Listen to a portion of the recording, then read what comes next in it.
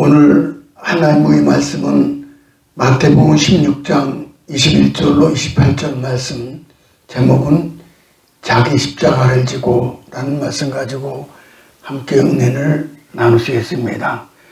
전 세계의 다양한 전통과 사회, 종교적, 문화적, 이념적 중요성을 지닌 상징의 아이콘이 있습니다. 각 아이콘은 인류 역사와 사상의 풍부한 배경을 반영하는 독특한 이야기와 신념을 담아서 자신을 드러냅니다. 공산주의 상징은 망치와 낫이지요. 그 상징 그림 그대로 망치와 낫을 들고 열심히 일을 하자는 뜻이죠.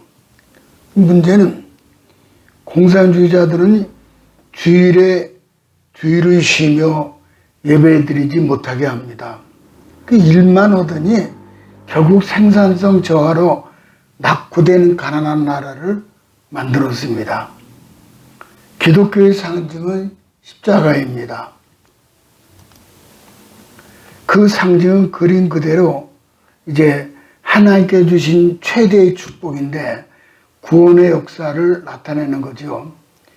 자기에게 좋은 십자가를 잘 지고 가면은 땅에서도 풍성한 삶을 살며 죄와 사망에서 구원받고 천국에 들어가게 됩니다.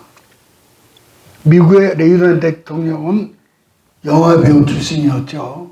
레이건 대통령은. 그런데 그는 삼류배우로 아주 오랫동안 지내야만 했습니다. 레이건의 첫 번째 부인은 인류 배우였기 때문에 그게 못마땅했습니다. 결국은 이혼하고 그 레이건 것들 떠났습니다. 레이건의 두 번째 부인은 낸시죠. 낸시였는데 그런 레이건의 내조를 훌륭하게 해내서 마침내 대통령을 되게 했죠. 그리고 자신은 퍼스트 레이디가 되어서 레이건 대통령이 나오는 TV나 신문에 항상 같이 등장을 했습니다. 첫 번째 부인이 그것을 보고 마음이 어떻겠습니까? 아마도 그가 대통령이 될 줄 알았더라면 버리지 말 것을 하고 후회했을 것입니다. 남편의 십자가도 자신이 함께 지고 가야 나중에 남편이 잘 되었을 때 호강을 하게 되죠. 자식의 십자가도 함께 져야 그 자식이 성공했을 때 그 부모는 보람을 느낄 수가 있습니다. 남편도 아내도 십자가 될 수가 있고 직장도 십자가 될 수가 있어요. 지금 현재 지고 있는 십자가는 마지막에 가서 축복의 영광으로 바뀌게 됩니다. 우리는 각자에게 좋은 십자가를 져야 합니다. 십자가는 헌신과 충성을 나타내는 것이죠. 영어에는 No cross, no crown. No sacrifice, no success. 그 유명한 말이죠. 이 말은 십자가 없이는 면류관이 없고 희생이 없이는 성공이 없다 그런 뜻이죠.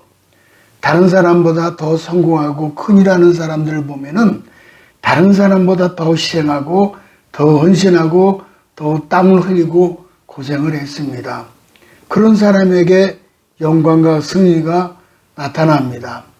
오늘 본문에 보면은 예수님이 고난과 죽임을 당하고 제3일에 살아날 것을 예고하셨어요. 이 말을 들은 제자들은 놀랐죠. 특히 베드로는 고난이나 죽음 같은 것이 있어서는 결코 안 된다고 만류를 했습니다. 그래서 예수께서 베드로를 책망하셨죠. 사탄아, 내 뒤로 물러가라. 하나님 일을 생각하지 않고 사람의 일만 생각한다면은 근본적인 잘못을 지적하면서 베드로를 사탄으로 여기셨어요. 어찌 하나님께서 순종할 생각하지 않고 사람의 생각대로 하느냐라고 책망하신 것이죠. 이어 제자들이 살아야 할 제자도를 가르쳐 주셨죠. 자기 십자가를 지고 나를 따를 것이니라. 여기 따를 것이라는 원어는 현재 명령형으로 한두 번 정도 따라가는 정도가 아니라 일평생 지나 천국에 도착할 때까지 중단 없이 지속적으로 끝까지 따르라는 그런 강한 명령의 단어가 됩니다. 그러면 첫 번째, 자기 십자가를 지고 가야 되죠. 24절 또 가볼까요? 이에 예수께서 제자들에게 이르시되 누구든지 나를 따라오려거든 자기를 부인하고 자기 십자가를 지고 나를 따를 것이니라. 구레네 시몬이 억지로 십자가를 졌을 때 온 가족이 구원받고 선교에 쓰임받은 것은 우리가 잘 알죠. 바울이 로마 성도에게 보낸 문안 인사 중에 보면은 로마서 16장 13절에 보면 이런 말씀이 있어요. 루포와 그 어머니에게 문안하라. 그 어머니는 곧 내 어머니라. 그러니까 시몬의 두 아들이 있었는데 루포하고 알렉산더였었죠. 그리고 이름이 기록되었고 또 사도 바울부터 문안받을 만한 인물이라면은 교회의 큰 물이 되었으며 인물이 되었고 시몬의 아내를 바울이 자기 어머니라고 불렀다고 하면은 그 가족들은 신학적으로 존경받는 사람들이었죠. 아주 존경받는 사람들이었어요. 시몬은 어쩌다가 억지로 십자가를 졌지만은 그는 자자손손 경건하고 복된 인물로 기독교 역사에 길이 남게 되었습니다. 지난 과거에 수많은 무리들이 오병이어의 떡을 먹고 각종 병을 고치고 기적을 보고 환호하면서 예수님을 따랐습니다. 지금도 수많은 사람들이 그 뒤를 따름에 있어서 소위 기복적인 모습을 보여주고 있죠. 그러나 마지막 고난의 십자가를 따라가는 사람은 소수예요. 어려울 때 교회를 지키고 믿음을 지키는 사람들은 언제나 소수였습니다. 십자가는 장식으로 목에 걸고 다니는 것이 아니라 등에 지는 것이죠. 자신의 삶을 통하여 나타날 희생과 충성의 십자가를 등에 지고 주를 따라가는 것이 그것이 사명입니다. 시골에 사는 자매가 힘들게 생활하고 있었는데 주여 너무 힘이 듭니다. 어느 날 꿈을 꾸는데 커다란 십자가를 지고 가더라는 거예요. 근데 예수님을 만나자 주님 목수이시니까는 제 십자가를 좀 잘라주세요. 주님 십자가를 짧게 잘라주었습니다. 그렇게 3차례에 걸쳐 십자가를 자르니까는 한결 가볍고 평안했습니다. 근데 요단강이 보이는데 다른 사람들은 긴 십자가를 강에 걸쳐놓고 그 다리 삼아서 한나라로 건너갔습니다. 근데 자기 십자가는 길이가 너무 짧아요. 그래서 강가에 털썩 주저앉아서 엉엉 울었지만 소용이 없었어요. 그래서 꿈에서 깨어나 주의 음성이 들립니다. 누구든지 나를 쫓아오려거든 자기를 부인하고 자기 십자가를 지고 나를 따를지니라. 그 꿈이었기에 망정이니 큰일 날 뻔했습니다. 그래서 원래 십자가를 지고 무사히 강을 건너갔다는 이야기입니다. 한 번은 예수께서 두 제자를 데리고 무게가 똑같은 십자가 하나 주시면서 자신은 길이 끝나는 곳에 가 있을 테니 그것까지 십자가를 지고 따라오너라 그렇게 말씀하셨어요. 첫 번째 제자는 가볍게 십자가를 메고 가는데 두 번째 제자는 무척 힘들어서 뒤쳐서 따라옵니다. 십자가를 진 지 하루 만에 첫째 제자는 길 끝에 도착을 했습니다. 예수님이 아들아 참 잘했다. 둘째 제자는 이틀날 도착했습니다. 십자가를 내동치면서 불만을 토로합니다. 이런 법이 어디 있습니까? 왜 저한테 이 무거운 십자가를 주십니까? 그때 예수께서 하신 말씀이 얘야 십자가는 둘 다 똑같은 무게다. 아니 왜 앞사람은 그럼 쉽게 지고 가는데 저는 왜 쩔쩔맵니까? 예수님 이렇게 타으셨어요. 이유는 내가 불평할 때마다 십자가 무게가 늘어났고 앞에 온 제자는 십자가를 지는 동안 범사에 감사했기에 무게가 점점 줄어서 쉽게 옮길 수 있었단다. 기독교 역사상 성경 다음으로 읽힌 책이 토마스 아 켐피스의 그리스도를 본받아라는 책입니다. 아주 유명한 책이죠. 15세기에 살았던 수도사로서 뛰어난 그 설교자였고 그럼에도 불구하고 침묵을 벗하면서 내성적인 성품으로 일과 기도에 충실한 평범한 수도사의 삶을 살았습니다. 그는 평범한 삶 속에 발견한 그리스도인의 삶을 그 책에 썼는데 이렇게 말씀합니다. 십자가를 지되 억지로 지지 말아라. 십자가를 지려면 기꺼이 져라. 그러면 십자가 너희를 짊어줄 것이다. 참 그리스도인의 삶은 자기 십자가를 묵묵히 지고 따라가는 겁니다. 왜냐하면 그리스도인은 십자가에서 도망칠 수 없기 때문이에요. 십자가를 피한다면 그는 이미 그리스도를 따르는 사람이 아닙니다. 토마스 아켄피스의 그 표현에 의하면 그리스도인은 밖으로 도망쳐도 거기에 십자가 있고 안으로 피해 숨어도 거기에 십자가 있음을 알게 된다. 위로 올라가도 십자가가 기다리고 있고 아래로 파고들어도 거기에가 십자가 있다. 그렇습니다. 그리스도인은 필연적으로 십자가를 지고 가는 사람들입니다. 여순 반란 사건 때 목사님이 공비에 잡혔습니다. 이렇게 잡혔어요. 꽁꽁 묶어서 창고에 쳐넣었는데 한밤중에 인민군이 들어오더니 여기 예수쟁이 동무 없어. 근데 목사님은 벌벌 떨고 있었기 때문에 아무 말도 못했어요. 두 번째 인민군이 들어와가지고 예수쟁이 동무 없어. 그래 용기가 없어 침묵을 했습니다. 그 이번에 세 번째 인민군이 들어와서 따발총을 겨누면서 여기 목사 동무 없어. 목사 동무 없냐고. 순간 목사님은 그건 순교라는 건 내 힘으로 되는 게 아니에요. 제가 목사입니다. 이제는 꼭 죽게 된 거죠. 너 괴수구나 나와. 인민군에게 끌려가는데 그렇게 마음이 편하더라는 거예요. 아 이제는 그 얘기만 듣던 순교로구나. 그렇지만 죽는 데 나가지만 신앙으로 승리했다는 생각이 가볍고 즐거운 마음으로 끌려갔습니다. 주여 내 영혼을 받으소서. 그 인민군이 밖으로 끌고 나오더만 아무도 없는 곳에 이르르자 결박을 풀어주면서 그러는 거예요. 목사님 빨리 가십시오. 나는 집사입니다. 하더라는 거예요. 때로는 십자가를 지려고 하면 뜻밖의 피할 길을 이렇게 열어놓기도 하십니다. 두 번째는 자기를 완전히 부인해야 되죠. 24절에 아무든지 나를 따라오려거든 자기를 부인하고, 이 부인하고의 원어는 제 것이 아닙니다. 그런 뜻이에요. 그러니까 내게 주어진 생명, 재물, 명예, 재능, 건강, 심지어 자녀들까지도 다 하나님 것이다. 그렇게 고백을 한 거예요. 내 것이 아니라는 거예요. 25절 가볼까요? 사람이 만일 온 천하를 얻고도 자기를 잃든지 빼앗기든지 하면 무엇이 유익하리요?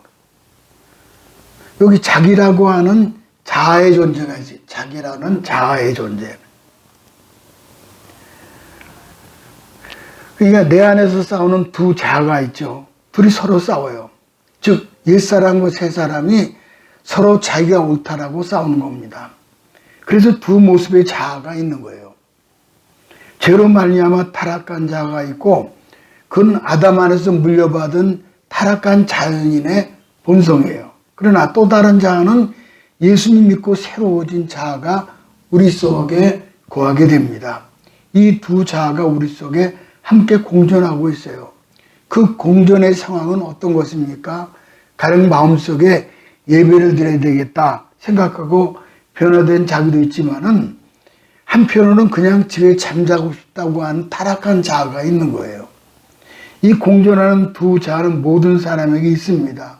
사도 바울도 두 자아가 있었고 저도 우리 성도님도 똑같은 자아가 있습니다. 만약 우리 속에 예수님 앞에 변화된 자아만 있다면 예수님 따르기를 기뻐할 것입니다. 그러나 문제는 이 두 자아가 우리 안에 있어서 우리를 힘들게 한다는 사실입니다. 문제는 두 자아 가운데 어떤 자아를 부인해야 합니까? 옛사람이네. 옛사람. 아니오라고 부인하라는 거예요. 타락한 옛사람의 본성인 옛 자아에 대해서 아니오라고 단호하게 부인하고 선언하고 선포해야 합니다. 그 옛사람은 자기는 어떻습니까? 주님을 따라하기 싫어하죠. 철저하게 육체적이고 세상적이고 마귀적이에요. 갈라디아 5장 19절 21절에 보면은 육체의 일은 현저하니 곧 음행과 더러운 것과 호색과 우상숭배와 주술과 원수 맺는 것과 분쟁과 시기와 분냉과 당지는 것과 분열함과 이단과 투기와 술취함과 방탕함과 그와 같은 것들이라. 이런 옛사람이 나에 대해서 노라고 해야 되는 거예요. 노, 옛사람을 벗어버리는 거죠. 그래서 옛사람을 벗어버려야 합니다. 항상 새 사람을 입고 언제나 예해야 되는 거죠. 항상 시기하는 사람, 분내는 사람, 당지는 사람이 옛사람에 매이는 사람은 그것이 하루아침에 생긴 것이 아니죠. 오랜 시간 내 안에 마음이 습관으로 굳어지도록 굳어지기 때문에 그런 거죠. 그래서 견고한 진과 같이 굳어진 거예요. 쉽게 그 습관을 예라고 할 수 있는 거죠. 그러므로 단호한 결단을과 그 벗고 있는 훈련을 계속해야 합니다. 새 집을 장만하여 이사 갈 때 보면은 새 집을 이사 가잖아요. 그 겪는 어려움이 뭡니까? 새 집을 가면은 헌집에 살던 짐을 가져갈 것인가 버리고 갈 것인가 많은 경우에 아까워서 헌짐을 새 집에 들여놓습니다. 정도 들고 돈도 절약할 이유가 있기 때문이죠. 근데 어떻습니까? 돈 좀 생기면 결국은 새 옷을 사고 헌 것을 버리게 되는 거죠. 새로 집 이사 가지고 다 버리고 새로 이렇게 해야 되는 깔끔하잖아요, 저렇게. 사실 그래야 올리는 거죠. 가장 꼴본 게는 어떤 사람인 거 아니, 새 집에 오면서 못 쓰는 헌집 물건 다 가져와 가지고 헌집 만들어 버렸다는 거예요. 우리가 종종 교회 속에서 겪는 혼돈이 뭡니까? 예수를 믿은 지 오래되었고 많은 경험을 하였는데 왜 사람이 변하지 않습니까? 하는 거예요. 분명히 주소가 새 집으로 이사 왔는데 옛사람이 온갖 습관을 다 갖고 새 집에서 살아간다면은 그 정말 참 보기 싫은 모습이죠. 버려야 합니다. 버릴 때 주님의 충만한 복을 경험하게 되죠. 호화로운 배 타이타닉의 객실 요금은 4천만 원이었대요. 그렇게 비싸요. 길이가 250m, 적재량이 6만 톤이나 되는 그 배는 문자 그대로 타이탄, 거대한 거죠. 그러나 그 배는 첫 출항일인 1912년 4월 14일에 대서양에서 침몰되고 말았죠. 왜 침몰했습니까? 바닷속에 보이지 않는 작은 빙산에 부딪혀 결국은 자초되고 만 거예요. 방심했던 내 안의 옛사람이 그것이 불쑥 나타나서 나를 한 방에 거꾸로 때리는 거죠. 그러므로 항상 새 사람을 입고 옛사람 십자가의 못을 박아야 합니다. 찬송가 28장 우리 잘 알죠? 3절의 낱말이 참 마음에 듭니다. 3절 단어가요. 복의 근원 강림하사 찬송하게 하소서. 한량없이 자비하심 청량할 길 없도다. 주의 근혜 귀한 은혜 받고 일생 빚진 자 되네. 주의 은혜 사슬대사 나를 주께 매소서. 아이 참 가사가 너무 좋아요. 주의 은혜 사슬대사 나를 주께 매소서. 근교도시에 목회하고 있는 한 목사님에게 2명의 딸이 있었습니다. 큰딸은 사랑과 봉사를 통해 기쁨으로 발견했고 아주 검소했고, 작은 딸은 자기 만족을 통해서 기쁨을 찾는 아주 대조적인 성품을 지녔습니다. 2딸이요. 그 교회 교인들은 가난해서 도움을 줘야 되는데 어느 날 한 아이가 병원에 입원하게 되어서 급히 돈이 필요하게 되었습니다. 근데 큰딸은 자신의 장신구, 목걸이, 반지 다 내어놓았습니다. 하지만 작은 딸은 장신구를 내놓기를 아까워했습니다. 다음 주날 그들이 하나님전에 나가는 모습은 뚜렷한 대조를 보였는데 그 큰딸은 검소한 차림이었고 작은 딸은 온갖 장신구 등으로 한껏 꾸민 모습이었습니다. 교인들이 보기에도 외모적으로 작은 딸이 아름답게 보였을 것입니다. 하지만 하나님은 육체의 사치스러움의 꾸밈보다 그 영혼의 아름다움을 보셨다는 겁니다. 마지막 3번째는 각 사람이 행한 대로 갚는다 그랬어요. 갚는다. 27절을 가볼까요? 인자가 아버지 영광으로 그 천사들과 함께 오리니 그때 각 사람이 행한 대로 갚으시리라. 여기 갚으리라라는 말의 원어는 보상해 준다는 뜻입니다.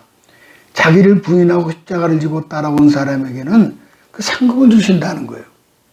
주를 위해 목숨을 잃고 헌신하는 사명은 그걸 감당하면 반드시 목숨을 찾으리라 약속해 주신 거예요.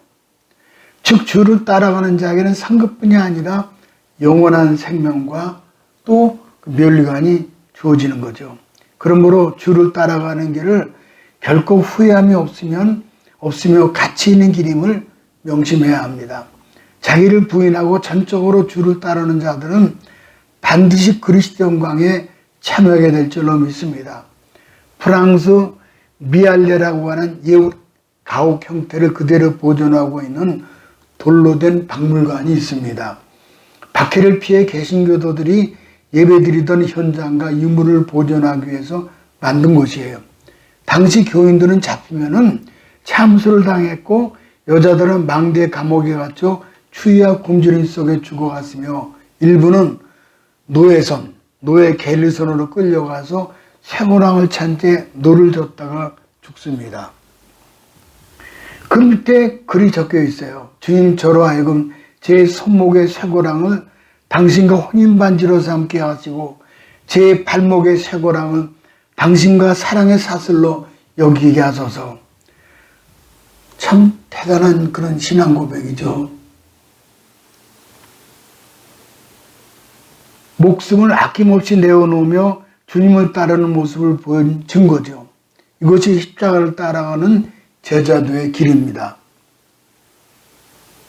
축복할 자에게는 축복하시고 벌을 줄 자에게는 벌을 주시죠. 그러므로 우리는 하나님 앞에 최선을 다해 충성을 해야 합니다. 갈라디아서 6장 7절 8절 가볼까요? 사람이 무엇으로 심든지 그대로 거두리라. 자기 육체를 위하여 심는 자는 육체로부터 썩어진 것을 거두고 성령을 위하여 심는 자는 성령으로부터 영생을 거두리라. 참으로 무서운 말씀이에요. 육체를 위해 심으면 썩어진 것을 거두게 되고 반면 성령을 위해 심으면 영원한 생명을 거두게 된다는 거예요. 열매를 보고 나무를 안다라고 했습니다. 성령 충만을 받고 성령의 인도를 받고 하나님 앞에 충성하면 하나님께서 영원한 삶을 주시고 영원한 축복을 주시고 영원한 은총을 베풀어 주시기 마련입니다. 계시록 22장 12절을 가볼까요? 보라 내가 속히 오리니 내가 줄 상이 내게 있어 각 사람에게 그의 일한 대로 갚아주리라. 이 말씀을 가만히 살펴보면은 축복의 말씀인 것은 분명하지만 동시에 심판의 말씀이기도 해요. 기도한 사람은 기도에 대하여 응답으로 갚아주시고 충성한 사람은 충성한 대로 상으로 갚아주셔요. 그러나 악을 행한 사람은 악에 대한 심판이 나타나고 교만한 사람에게는 패망이 다가옵니다. 우상숭배 행한 사람에게는 우상숭배의 죄가 3, 4대까지 임하게 되고 그렇습니다. 미국의 강철왕 카네기는 아주 가난한 집에 태어났죠. 12살에 직물공장 일을 하고 14살에는 전기교환차의 화부가 되어서 석탄 가루를 삽으로 퍼놓는 일을 하고 16세 때에는 우편 배달부가 되었습니다. 그때부터 하나님께서 하나님 나의 인생을 통해서 하나님께서 영광을 돌리게 하소서 하고 기도하면서 도서관의 책을 읽기 시작을 했습니다. 그리고 철도회사에 취직을 하고 믿음으로 철강회사를 차렸습니다. 그렇게 해서 철강계의 대부호가 되었고 강철왕이 되었습니다. 그는 자서전에서 예수 그리스도 안에서 희생은 반드시 보상을 받는다. 내가 가난한 집에 태어났기 때문에 그것이 나의 축복의 기회였다. 헌신의 손을 주머니에 넣는 사람은 성공의 사다리에 오를 수 없다라고 말했습니다. 성공의 사다리에 올라가려면은 다른 사람 더 희생하고 끝까지 인내하고 나가면은 반드시 성공에 대한 보상을 받는다라고 아주 훌륭한 그리스도인으로서 고백을 했습니다. 한 집사님은 어머니가 사기 결혼을 당해서 아버지가 없는 유복자로 태어났습니다. 청소년 시절에 방황하고 자살까지 시도를 했습니다. 그러나 내가 할 수 있는 것이 공부뿐이다.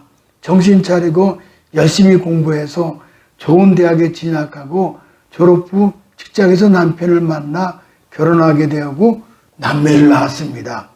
남편은 못된 신앙으로 교회를 따라다니게 되었습니다. 그러나 마음속에 쓴뿌리의 과거는 버릴 수 없었습니다. 그러다 몸에 통증이 시작해서 병원에 갔더니 아니 위암 말기라는 거예요. 망연자실한 그에게 시댁 식구들은 용기를 주었고 중보 기도하기 시작을 했습니다. 그녀는 10년 동안 교회를 다니면서도 하나님을 아버지라고 불러본 적이 없는 거예요. 비로소 이 고통 속에서 하나님 아버지가 나왔습니다. 지금까지 마음속에 쌓였던 눈물을 흘리며 회개를 했습니다. 하나님, 저는 부모를 수없이 원망했습니다. 저의 죄를 용서하소서. 그렇게 기도하자 흉하게 결박이 끊어지고 심령이 편안해졌어요. 오늘 예배를 마치고 집에 들어와 잠이 들었는데, 잠깐 잠이 들었는데 꿈을 꾸었는데 꿈에 커다란 큰 손이 자기 배를 어루만지더라는 거예요. 큰 손이, 하나님의 선하신 손이 배를 어루만지더라는 거예요. 순간 하나님께서 내 병을 고쳐주시는구나 하고 믿음이 생기면서 감사하면서 자면서 깼다는 거예요. 배에 느껴지던 통증이 사라지고 마음이 편안해졌어요. 병원에 갔더니 암이 흔적도 없이 사라졌다는 거예요. 그런 위암을 깨끗하게 고침받고 건강은 되찾았습니다. 신앙이 성장하면서 과거에 쓴 뿌리조차 하나님 섭리 속에 있음을 깨닫고 새로운 인생길을 걷게 되었습니다. 그 영혼이 잘 되니 봉사가 잘 되고 육체까지 강건하게 되었던 것입니다. 모쪼록 각자에게 주어진 자기 십자가를 지고 감으로 이 땅에 형통한 길이 열리시기를 주님의 이름으로 축복합니다.